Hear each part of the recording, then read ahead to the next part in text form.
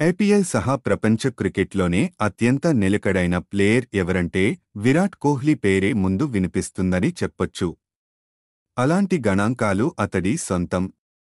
Test, one day, T-20 IPL ఇలా దేంట్లో అయినా పరుగుల వరద పారిస్తూ సరికొత్త రికార్డులు సృష్టిస్తూనే ఉన్నాడు.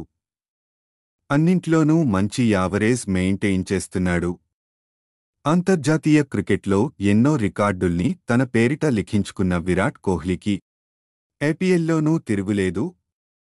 ఈ టోర్నీలోనూ అత్యధిక పరుగులు, ఒక సీజన్లో అత్యధిక పరుగులు, అత్యధిక సెంచరీలు ఇలా ఎన్నో రికార్డులు ఉన్న విరాట్ ఇప్పుడు మరో రికార్డు సృష్టించాడు.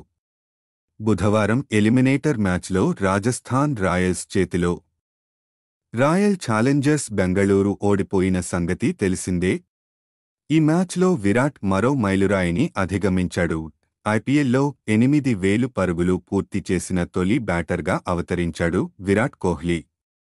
రాజస్థాన్తో మ్యాచ్కు ముందు రికార్డుకు 29 పరుగుల దూరంలో ఉండగా ఈ మ్యాచ్లో కోహ్లీ 24 బంతుల్లోనే 33 రన్స్ చేసి చాహల్ బౌలింగ్లో అవుటయ్యాడు.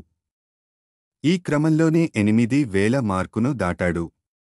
మొత్తంగా ఐపీఎల్లో కోహ్లీ ఇప్పటివరకు 252 మ్యాచ్లో 8,004 రన్స్ చేశాడు.